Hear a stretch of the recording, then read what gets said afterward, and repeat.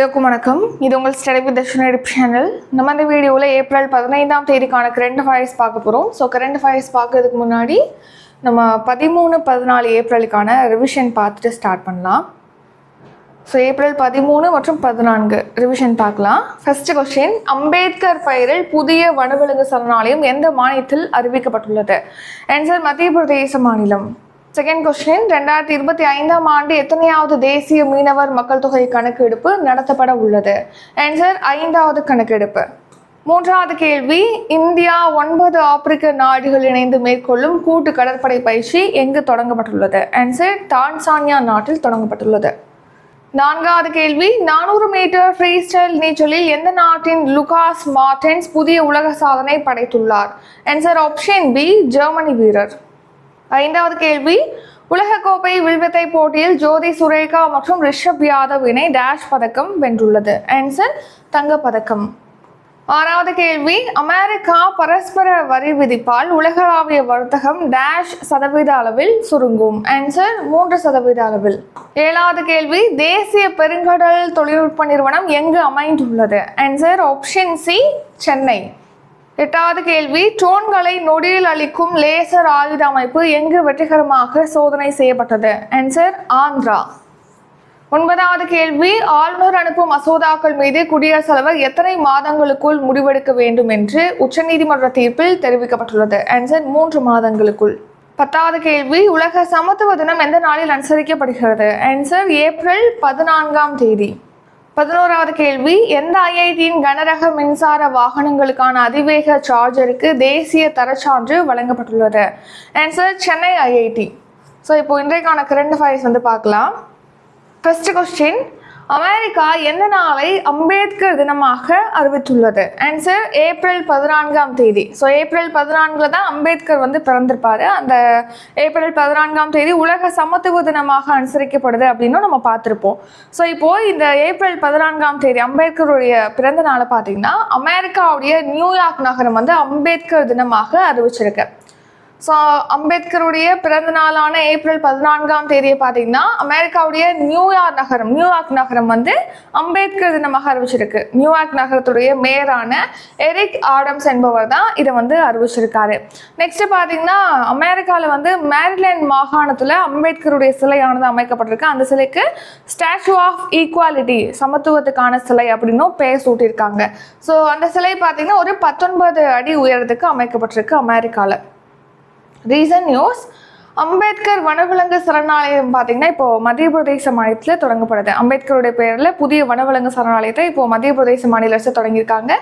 சமத்துவ தினம் அம்பேத்கருடைய பிறந்த நாளான ஏப்ரல் 14ஆம் தேதி அனுசரிக்கப்படுகிறது. அடுத்து செகண்ட் கொஸ்டின், உயர்கல்வி நிறுவனங்களில் நடைபெறும் தற்கொலை சம்பவங்களை தடுப்பதற்கான தேசிய பணிக்குழு யாருடைய தலைமையில் அமைக்கப்பட்டுள்ளது? Answer option C, S Ravindra Bhat. So இப்போ இந்த உயர்கல்வி நிறுவனங்கள் இருக்கு இல்லையா, ஐஐடி இந்த மாதிரி நிறைய உயர்கல்வி நிறுவனங்கள் இருக்கு. அந்த உயர்கல்வி நிறுவனங்களில் மாணவர்கள் பார்த்தீங்கன்னா இந்த மன அழுத்தத்துக்கு உள்ளாகி ஒரு சில காரணங்களால தற்கொலை செய்கிறாங்க. ஸோ அந்த தற்கொலையை தடுக்கணும், அதுக்கான காரணங்களை கண்டுபிடிச்சி அதுக்கான இதை நிவர்த்தி செய்யணும், அது தொடர்பான பரிந்துரைகளை வழங்கணும் அப்படிங்கிறதுக்காக தான் எஸ் ரவீந்திர பட் அவர்கள் தலைமையில் ஒரு பணிக்குழுவானது அமைக்கப்பட்டிருக்கு. இதை யார் அமைச்சாங்க அப்படின்னா இந்த பணிக்குழுவை மத்திய கல்வித்துறை அமைச்சகம் தான் அமைச்சிருந்தாங்க. ரீசெண்டாக உச்சநீதிமன்றம் பார்த்தீங்கன்னா இந்த மாதிரி உயர்கல்வி நிறுவனங்களில் மாணவர்கள் தற்கொலை செய்வதை தடுக்கணும், அவங்களுடைய மனநலத்தை பாதுகாக்கணும் அப்படிங்கிறதுக்காக வலியுறுத்தியிருந்தாங்க. ஸோ அதையடுத்து மத்திய கல்வி அமைச்சகம் பார்த்தீங்கன்னா இந்த ரவீந்திர பட் அவர்கள் தலைமையில், உச்சநீதிமன்ற முன்னாள் நீதிபதி எஸ் ரவீந்திர பட் அவர்கள் தலைமையில் ஒரு 15 பேர் கொண்ட ஒரு பணிக்குழுவை அமைச்சிருக்கு. ஸோ இந்த பணிக்குழுவுடைய கூட்டம் 2வது கூட்டம் மற்றும் முதல் நேரடி கூட்டமானது ரீசெண்டாக தில்லியில் நடந்திருக்கு. இந்த கூட்டத்தில் என்ன முடிவு பண்ணியிருக்காங்க அப்படின்னு கேட்டிங்கன்னா, இந்த மாதிரி தற்கொலைகளை தடுக்கிறது, மாணவர்களுடைய மனநலனை பாதுகாக்கணும் அப்படிங்கிறதுக்காக ஒரு 3 குழுக்களை அமைச்சிருக்காங்க. 3 ஆய்வு குழுக்களை இந்த பணிக்குழுவானது அமைச்சிருக்கு. ஸோ எதுக்காக? மாணவர்கள்ட்ட மனநல கவலைகளை போக்குறது, கல்வி நிறுவனங்களில் தற்கொலைகளை தடுக்கணும் அப்படிங்கிறதுக்காக 3 குழுக்களை இந்த பணிக்குழு அமைச்சிருக்கு. அடுத்து மூன்றாவது கேள்வி, பிரதமரின் கனிமத்துறை நலத்திட்டம் எந்த ஆண்டு தொடங்கப்பட்டது? ஆன்சர் 2015ஆம் ஆண்டு தான் பிரதமரின் கனிமத்துறை நலத்திட்டமானது தொடங்கப்பட்டது. இப்போ பார்த்தீங்கன்னா பல்வேறு இடங்கள்ல வந்து இந்த சுரங்கங்களானது அமைக்கிறாங்க. கனிம சுரங்கங்கள் அமைச்சு அதுலேருந்து கனிமங்களானது எடுக்கப்படுது. இந்த மாதிரி கனிம சுரங்கங்கள் எடுக்கும் நடவடிக்கையினால பார்த்தீங்கன்னா பக்கத்தில் உள்ள மக்கள், அந்த ஒரு மாவட்டத்தில் வைக்கிறாங்கன்னா அந்த மாவட்டத்தை சேர்ந்த மக்கள் வந்து பாதிப்படைகிறாங்க. ஸோ அவங்களுடைய நலனை வந்து மேம்படுத்தணும் அப்படிங்கிறதுக்காக தான் இந்த சுரங்க நடவடிக்கைகளால் பாதிக்கப்படக்கூடிய மக்களுடைய நலனை வந்து மேம்படுத்தணும் அப்படிங்கிறதுக்காக தான் இந்த பிரதமரின் கனிமத்துறை நலத்திட்டம், அதாவது பார்த்தீங்கன்னா பிரதான் மந்திரி கனிஜ் ஷேக்த்ரா கல்யாண் யோஜனா அப்படிங்கிறது தொடங்கப்பட்டது. இதோட ஷார்ட் ஃபார்ம் வந்து PMKKKY அப்படிங்கிறது. இது 2015 தான் இந்த பிரதமரின் கனிமத்துறை நலத்திட்டம் அப்படிங்கிறது ஸ்டார்ட் பண்ணாங்க. இதுக்காக நாடு முழுக்க கனிம சுரங்கம் அமைக்கிறாங்க. அந்த சுரங்க நடவடிக்கைகள் காரணமாக அந்த பகுதியை சேர்ந்த மக்கள் பாதிக்கப்படுறாங்க. ஸோ அந்த மக்களுடைய மேம்பாட்டுக்காக தான் இந்த பிரதமரின் கனிமத்துறை நலத்திட்டம் அப்படிங்கிறது. இப்போ எதுக்காக இந்த ஸ்கீம் 2015 ஸ்டார்ட் பண்ண இந்த ஸ்கீம் பற்றி பார்க்குறோம் அப்படின்னா, இந்த திட்டத்தை வந்து மேம்படுத்துறதுக்காக மாநிலங்களுடைய ஒருங்கிணைந்த மேம்பாட்டை ஏற்படுத்துறதுக்காக ஒரு பிரிவு, அதாவது ஒரு திட்ட மேலாண்மை பிரிவு அமைச்சு மத்திய சுரங்கத்துறை அமைச்சர் கிஷன் ரெட்டி அவர்கள் வந்து உத்தரவிட்டிருக்காங்க. இப்போ இந்த ஸ்கீம் மத்திய சுரங்கத்துறை அமைச்சகத்தினால தொடங்கப்பட்ட பிரதமரின் கனிமத்துறை திட்டம் அப்படிங்கிறது பார்த்தீங்கன்னா எதன் அடிப்படையில் செயல்படுது அப்படின்னா, இந்த திட்டத்தின் கீழ் பார்த்தீங்கன்னா மாவட்ட கனிம அறக்கட்டளைகளானது நிறுவப்பட்டிருக்கு. இப்போ ஒரு மாவட்டம் இருக்கு, ஒரு மாநிலத்தில் வந்து ஒரு கனிம சுரங்கம் அமைக்கிறாங்க. இப்போ ரீசெண்டாக கூட டங்ஸ்டன் சுரங்கம் அமைக்கிறதுக்கு மத்திய அரசு வந்து ஒப்புதல் வழங்கியிருந்தாங்க இந்த அரிட்டாப்பட்டி பகுதியில் அப்படின்னு சொல்லி நம்ம பார்த்துருப்போம். அதை கூட தடை பண்ணிட்டாங்க, ரத்து பண்ணிட்டாங்க அந்த அனுமதின்னு சொல்லி நம்ம பார்த்துருப்போம். இப்போ ஒரு டங்ஸ்டன் சுரங்கம் அமைக்கிறாங்கன்னு வச்சுக்கோங்களேன், அந்த சுரங்கம் அமைக்கிறதுக்கான ராயல்டி தொகை, குத்தகை தொகை, அந்த நிறுவனம் வந்து குத்தகை தொகை கொடுக்கணும். அந்த சுரங்கம் வச்சு அதுலேருந்து கனிமங்கள் எடுக்கிறதுக்காக ஒரு குத்தகை தொகை அப்படிங்கிறது கொடுக்கணும். ஸோ அதை தான் ராயல்ட்டி அப்படின்னு சொல்லிட்டு சொல்லுவாங்க. ராயல்ட்டி கட்டணம், அந்த குத்தகையை தான் நம்ம ராயல்ட்டி கட்டணம் அப்படின்னு சொல்லுவோம். அந்த ராயல்ட்டி கட்டணத்தில் 30% தொகை அப்படிங்கிறது மாவட்ட கனிம அறக்கட்டளைகளுக்கு வழங்கப்படுகிறது. எதுக்காக இந்த மாவட்ட அறக்கட்டளைகள், கனிம அறக்கட்டளைகள் அப்படின்னா இந்த சுரங்க நடவடிக்கைகள்னால ஏற்படக்கூடிய மக்கள் வந்து பாதிக்கப்படுறாங்க இல்லையா, அவங்களுக்கு உதவுறதுக்காக மேம்படுத்துகிறதுக்காக தான் மாவட்ட கனிம அறக்கட்டளை அப்படிங்கிறது நிறுவப்படுது. ஸோ அந்த அறக்கட்டளைக்கு 30% போயிடும் இந்த ராயல்ட்டி கட்டணம் அப்படிங்கிறது. அடுத்து 70% நிதி பார்த்தீங்கன்னா நேரடியாக மக்களுடைய வாழ்க்கை தரத்தை மேம்படுத்துறதுக்காக செலவழிக்கப்படுது. ஸோ 30% வந்து அறக்கட்டளைக்கு, 70% வந்து மக்களுடைய நலத்திட்டங்களுக்காக நேரடியாக செலவழிக்கப்படுகிறது. இப்போ இந்த மாவட்ட கனிம அறக்கட்டளைக்கு ஒரு 30% வந்து போயிட்டு இருக்கு இல்லையா ராயல்ட்டி கட்டணத்துலேருந்து. ஸோ அதனால அதிக வருவாய் இந்த அறக்கட்டளைக்கு போகுது. ஸோ அதனால இந்த அறக்கட்டளையில் வரக்கூடிய அந்த அமௌண்ட், அந்த காஸ்ட், அதாவது அந்த தொகை வருது இல்லையா, அதை சரியாக மக்களுடைய நலத்திட்டங்களுக்காக வழங்குறதுக்காக தான் இப்போ ஒரு திட்ட மேலாண்மை பிரிவை உருவாக்கி இப்போ உத்தரவிட்டிருக்காங்க. மத்திய சுரங்கத்துறை அமைச்சர் கிஷன் ரெட்டி அவர்கள் ஒரு திட்ட மேலாண்மை பிரிவை உருவாக்கியிருக்காங்க. 4வது கேள்வி, ஜெனீவாவில் ஏலத்திற்கு வரும் இந்தியாவின் கோல்கொண்டா நீல வைரம் எந்த மன்னருக்கு சொந்தமானது? ஆன்சர் 2ஆம் யஷ்வந்த் ராவ். ஸோ இந்தூர் மன்னர் 2ஆம் யஷ்வந்த் ராவுக்கு சொந்தமான ஒரு கோல்கொண்டா நீல வைரம் பார்த்தீங்கன்னா ஜெனீவாவில் இப்போ ஏலத்துக்கு வருவதாக தெரிவிச்சிருக்காங்க.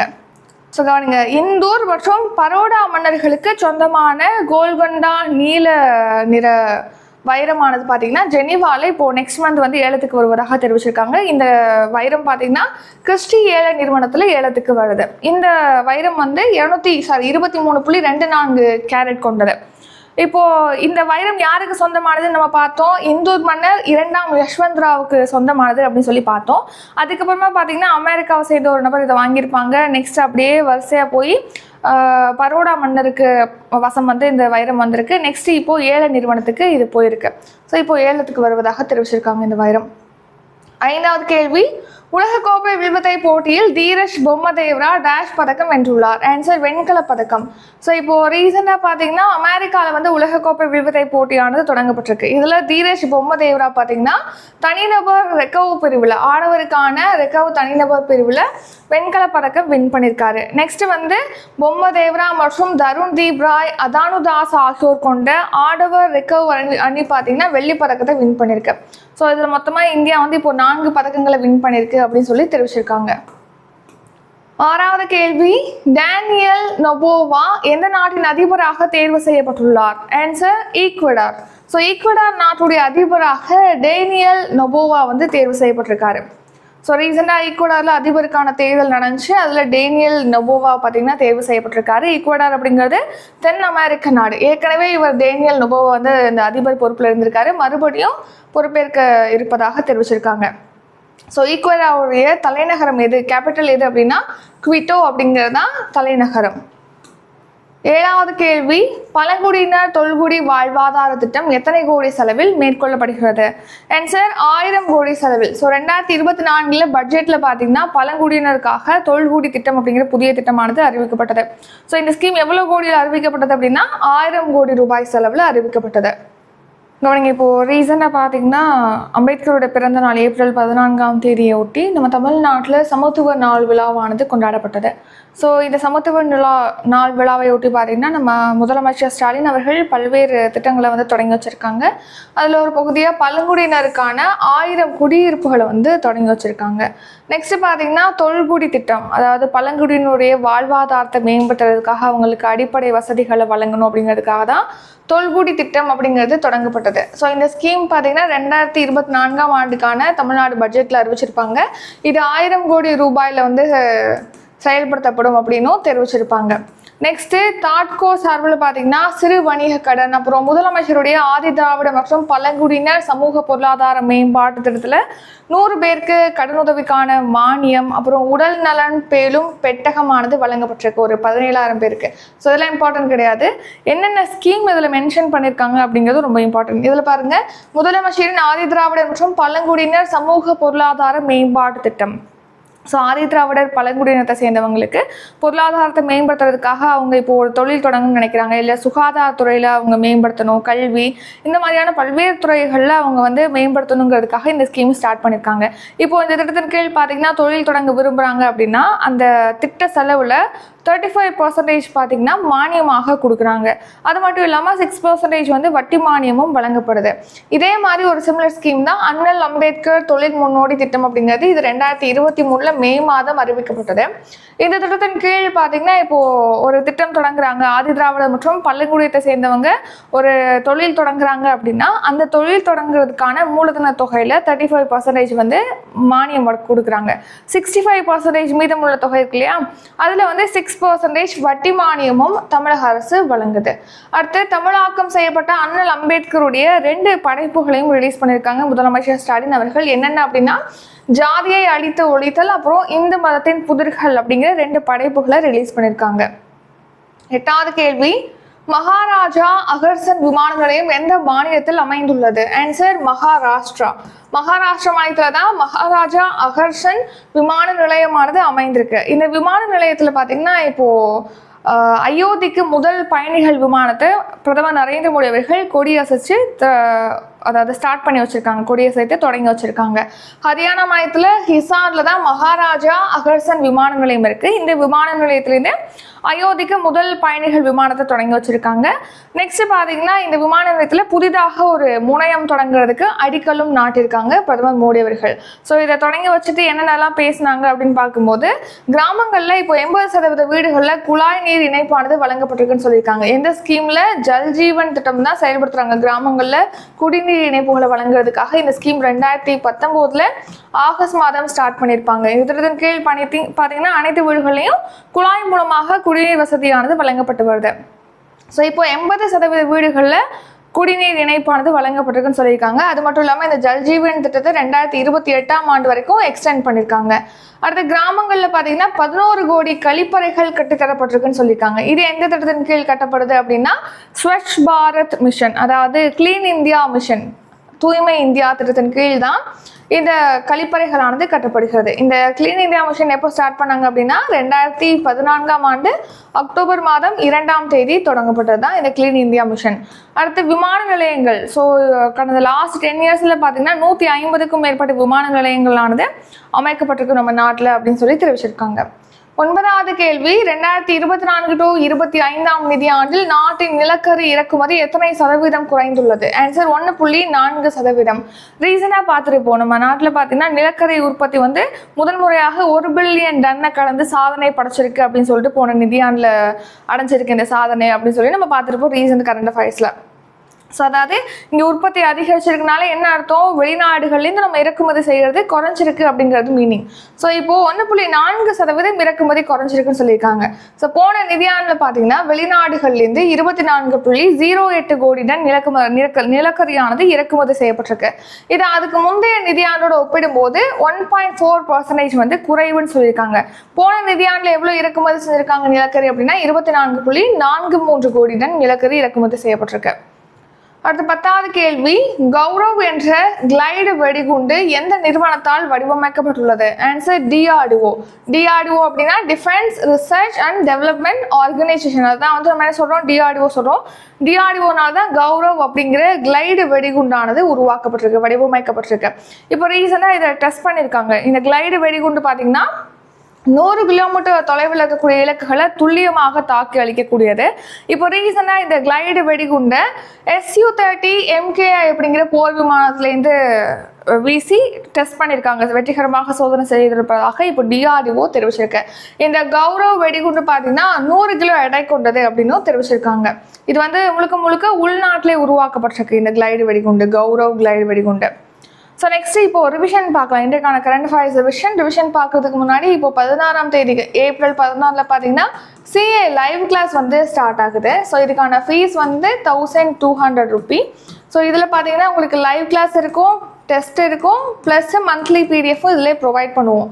ஸோ மொத்தமாக ஃபீஸ் வந்து 1200 பே பண்ண நினைக்கிறவங்க டிஸ்கிரிப்ஷனில் GPay, PhonePe, Paytm, YouPay number கொடுத்துருக்கோம். அந்த நம்பருக்கு பே பண்ணிட்டு டிஸ்கிரிப்ஷனில் கூடிய வாட்ஸ்அப் நம்பருக்கு ஸ்க்ரீன்ஷாட் எடுத்து அனுப்பினீங்கன்னா உங்களுக்கு பேட்சில் ஆட் பண்ணிடுவோம்.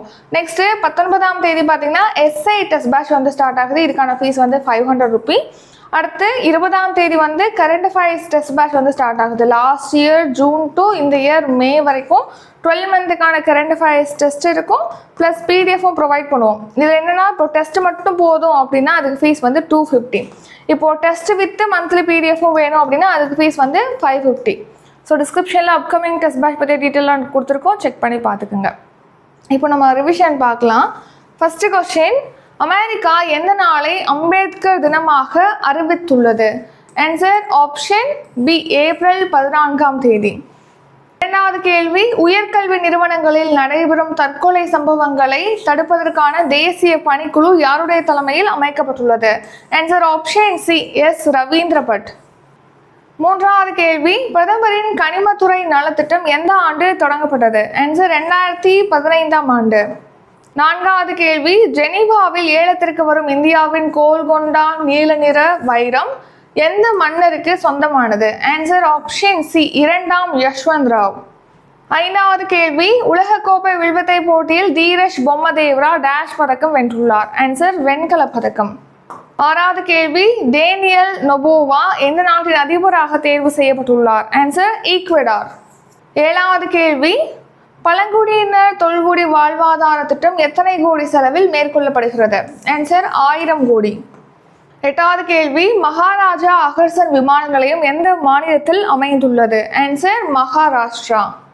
ஒன்பதாவது கேள்வி, 2024 to 25ஆம் நிதியாண்டில் நாட்டின் நிலக்கரி இறக்குமதி எத்தனை சதவீதம் குறைந்துள்ளது? ஆன்சர் 1.4%. பத்தாவது கேள்வி, கௌரவ் என்ற கிளைடு வெடிகுண்டு எந்த நிறுவனத்தால் வடிவமைக்கப்பட்டுள்ளது? Answer DRDO. இதுடன் இன்றைக்கான கரண்ட் அஃபேர்ஸ் வீடியோ நிறைவடைகிறது. இந்த வீடியோ உங்களுக்கு பிடிச்சிருந்தா லைக் பண்ணுங்கள், ஷேர் பண்ணுங்கள். நம்ம சேனலை நீங்கள் இன்னும் சப்ஸ்கிரைப் பண்ணலன்னா மறக்காமல் சப்ஸ்கிரைப் பண்ணிக்கோங்க. நன்றி, வணக்கம்.